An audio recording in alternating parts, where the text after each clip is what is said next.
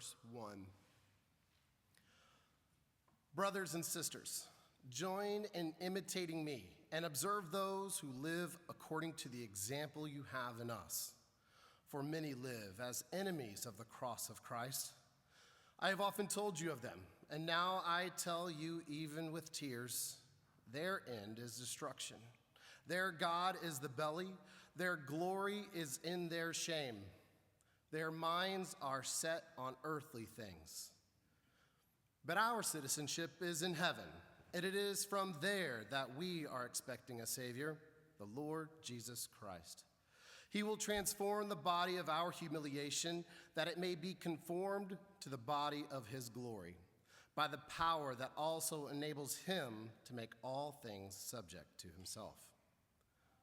Therefore, my brothers and sisters, whom I love and long for, my joy and crown, stand firm in the Lord in this way, my beloved. May the Lord bless the hearing and reading of these words. Thank you, Chris. So we are in a series of connected lessons from the letters in the New Testament, letters written by the Apostle Paul into particular and specific Christian communities around the Mediterranean Sea. These letters are written before we got Gospels. Before Matthew, Mark, and Luke, and John were written, we had the letters. And before John was written, the letters of Paul were a book. They were collected, and they were passed around Christian communities. So it's hard, and we really shouldn't do it, to read a section of Paul's letters. They are meant to be read in their entirety. I'm not gonna, but it's difficult to preach from a passage of Paul's letters because they're supposed to be read aloud as addressed to the church in Philippi. That's why they sound like that. Because he's recalling points that he's already made in the letter.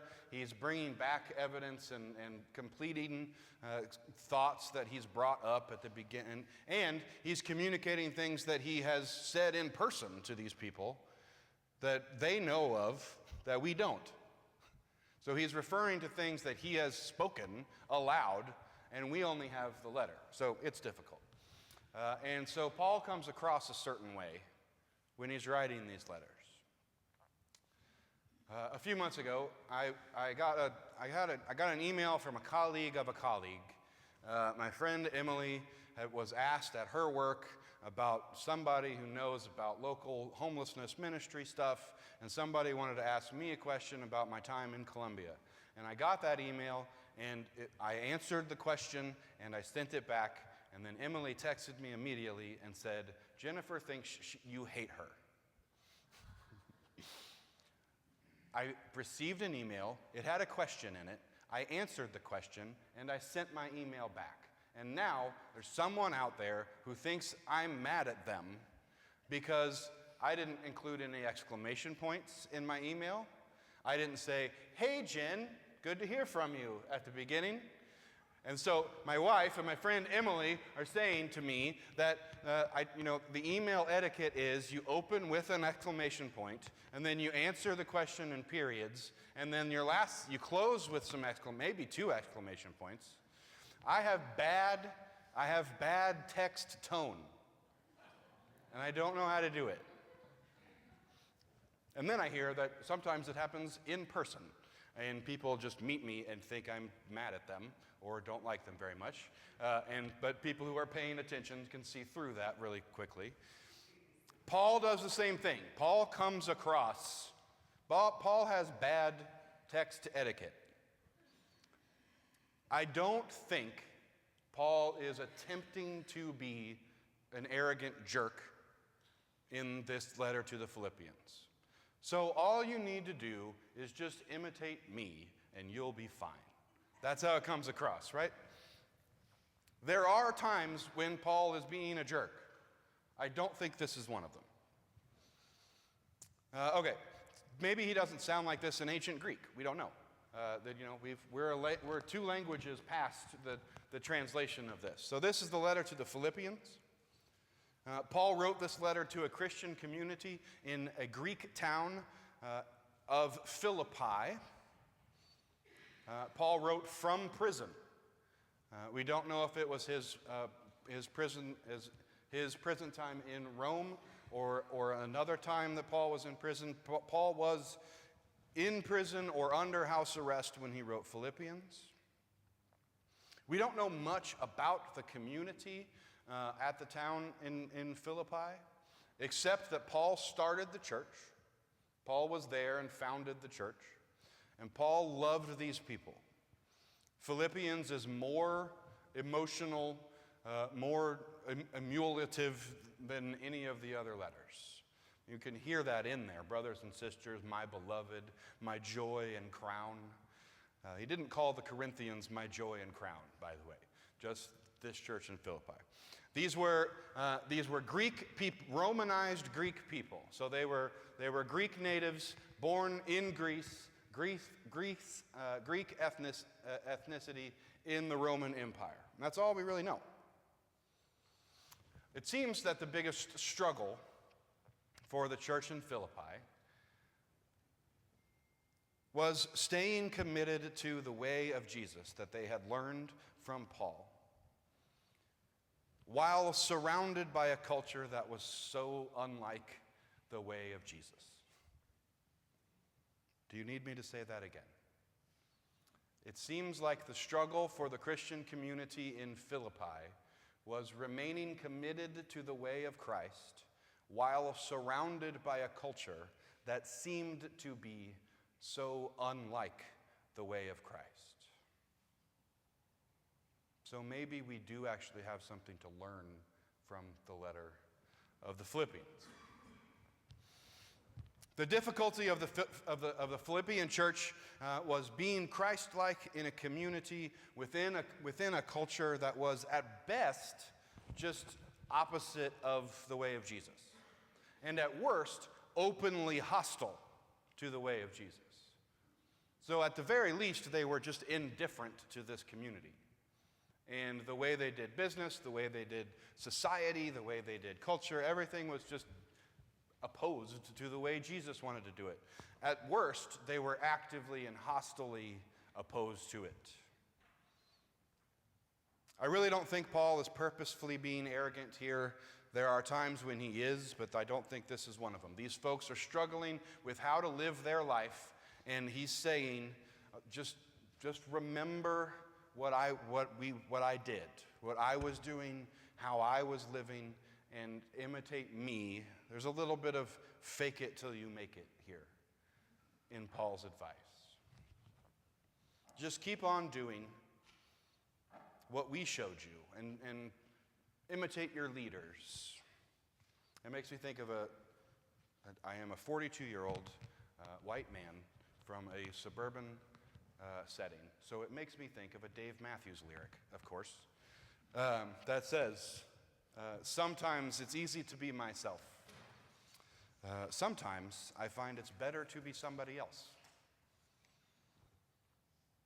Paul's lifting himself up as a model for these people struggling with the Christian life. And I think if we actually sat down and thought about it, that even the most individualistic people in the world are modeling themselves after someone who came before and who was individualistic before them.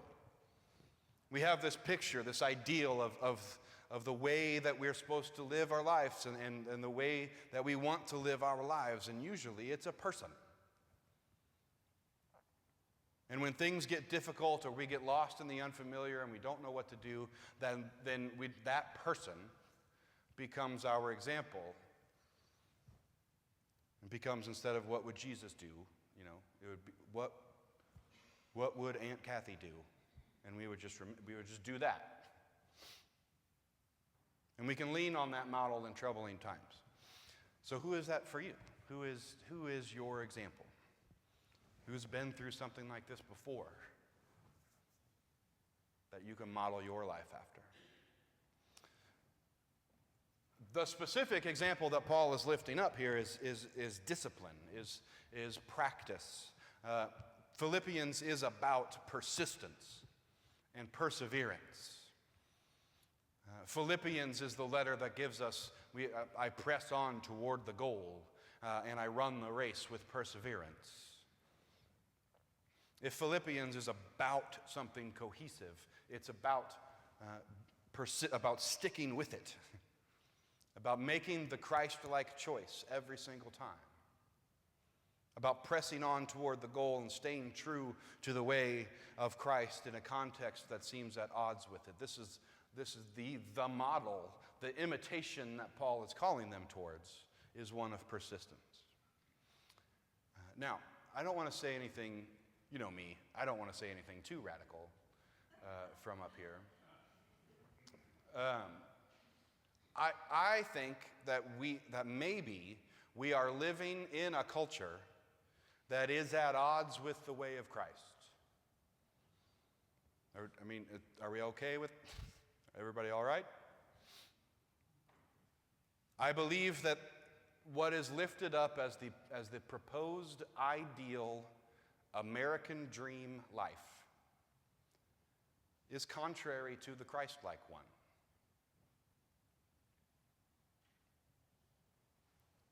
If we're really paying attention, it's all over the place. Like the Philippians, our daily struggle is living the Christian way, living a Christ-like life within a culture that seems at best indifferent or set up opposed to, and at worst, actively hostile towards the way of Christ. Have you ever just stopped dead by the ridiculousness of something around you? And just like, what are we doing? What the hell are we doing with each other? To each other? Just stopped by the short-sightedness of the small-mindedness. The things we worry about, the things that are lifted up as important. The things we prioritize and spend money on, the amount of food that we throw away or vacant housing that goes to waste. We make laws requiring restaurants to throw away their unserved food while people are starving on this. What are we doing? There's this thread on TikTok that I came across that basically just says, we're not meant to live like this. Like since the Industrial Revolution, like since the mid-1700s, our social and cultural and technological development has outpaced human evolution. And we are still designed, we are still built, we are still made for small, tribal, agrarian societies. Like our hearts, our emotions, our psychology, our physiology, we are built to live in small, close-knit, tribal, but everything has progressed so fast that it has outpaced where we're supposed to be. Now, that's not science. That's just some guy on TikTok.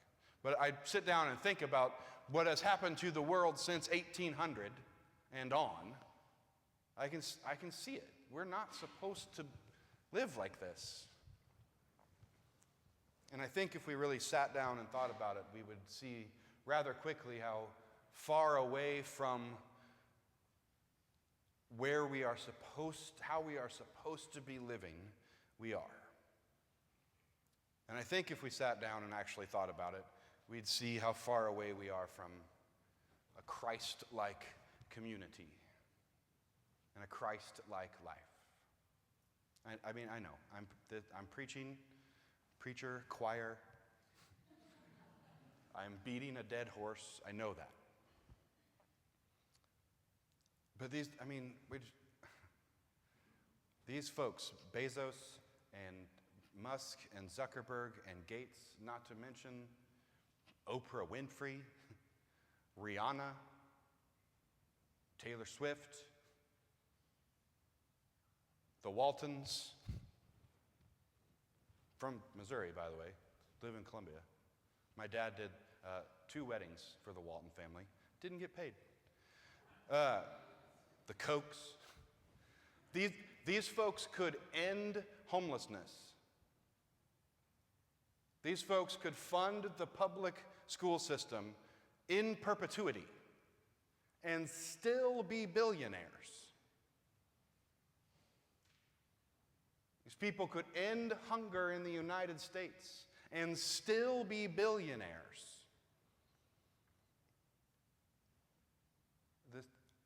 We do not live in a Christ-like society.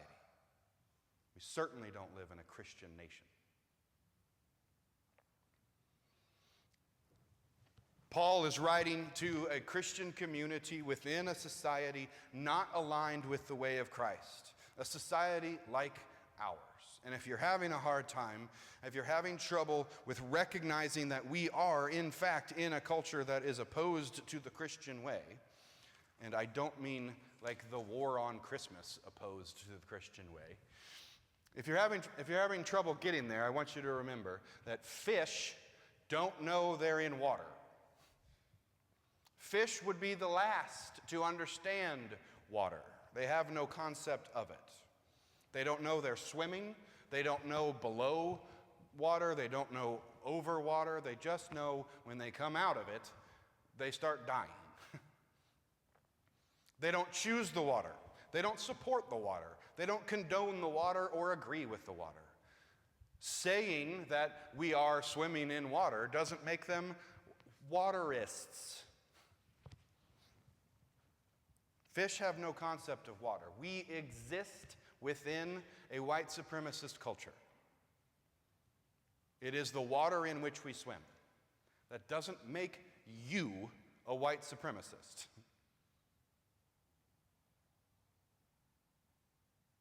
We live within a culture. We live in a white supremacist culture. We live in a heteronormative culture. We live in a patriarchal culture. We live in a West-centric culture. We live in an ableist culture, an ageist culture, a capitalist society. These are the waters in which we swim. Acknowledging that we live within a white supremacist culture does not make one a white supremacist. And white people have to get past that. Paul is writing to a Christian community that is surrounded by a culture that is set up against the way of Christ, and they don't want to do it anymore. It is easier. It is safer to just go back with the Greek culture, the Romanized Greek culture. And Paul says, stick with it. Keep at it. And if at any time you don't know exactly what to do, just do what I would do. Or do what the leaders that are there with you would do. In another place, Paul says, join, not brothers and sisters, join in imitating me, but brothers and sisters, join me in imitating Christ. That's not in Philippians, but that's in another letter. Practice what we taught you. Stick with your practices and your disciplines every day, every day. There's a little bit of fake it till you make it in there too. We do the Christ-like thing every time, even when it's hard, especially when it's hard. We are supposed to be at odds with the kind of culture that leaves monstrous strip malls vacant while people are sleeping on the streets. We are supposed to be at odds with a society that sends in a militarized police force to kick people out of buildings that are not being used because they wanted to get out of the weather. We are supposed to be contrary to that society. I mean, their God is the belly. Did you hear that? What a line. Like, sometimes I have to give it offerings or it gets angry and resentful. But I don't know if it's a God. Right? It means consumption. He's saying their God is consumption, their God is selfishness, their God is greed, their God is gluttony. And that might be our culture, but it is not our home, because our citizenship is in heaven. That is where our hope comes from. And through the grace of God in Jesus Christ, we are being transformed from the humiliation of this culture into the glory. Stick with it. Do your exercises even when you don't want to do it. Choose the Christ-like thing even if you don't want it. I don't know who said it's like riding a bike. Have you tried riding a bike lately after 20 years of not riding a bike? It does not just come back to you. You have to relearn it if you don't practice every day.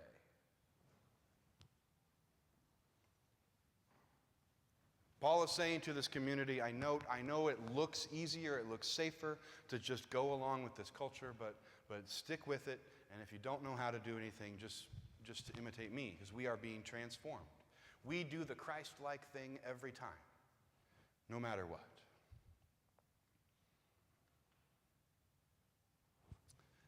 So I have depression. I have been managing and treating depression for about 10 years now.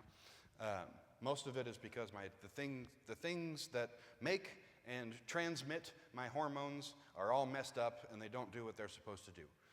Some of it is psychological, some of it is circumstantial. I think if you're not a little bit depressed right now, then you're not paying attention well enough.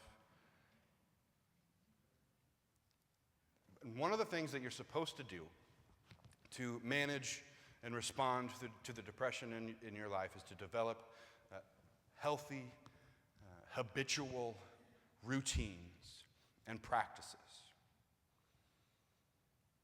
And one of the more devious things that depression does is that it attacks your internal motivation and your energy to actually do the things that you're supposed to be doing to help you manage your depression. So depression makes you not want to do the things that you're supposed to do to help manage it. I mean, if you're depression, it's brilliant. I mean, it's a brilliant strategy. So it takes away your hobbies. It robs you of the practices and routines and activities that bring you peace and joy that are necessary to fight and to manage the depression. Managing depression, and by the way, I think absolutely everyone on God's green earth is managing at least a little bit of depression all the time. That takes discipline. You have to make yourself do the thing even if you don't want to do the thing. One of the struggles of this Christian life in a world that seems dead set against the Christ-like life, a world where the literal words of Jesus Christ from the Gospels are rejected by Christian nationalists because they're woke and leftist.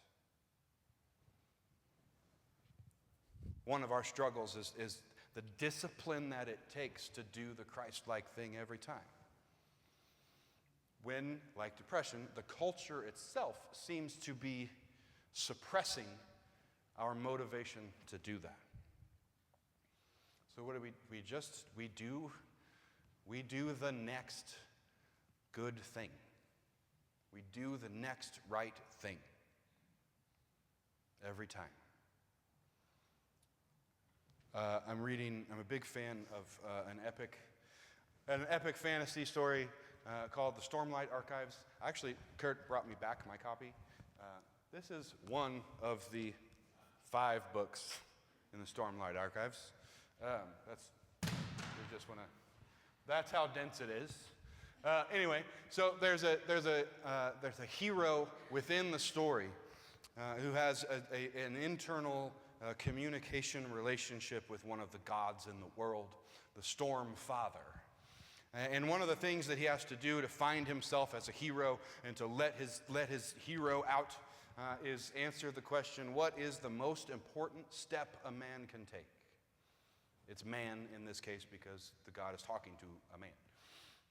What is the most important step a person can take? And confidently, King Dalinar says, well, the first one, of course. And he tries to do his thing, and he tries to be a hero, and it continues to fail, and nothing works, and something is still off. And then the big final confrontation comes, and his big hero moment, and he gets in his hero pose, and he finally comes to the realization that the most important step a human can take isn't the first one, it's the next one. And it's the next one, and it's the next one, and it's the next one after that.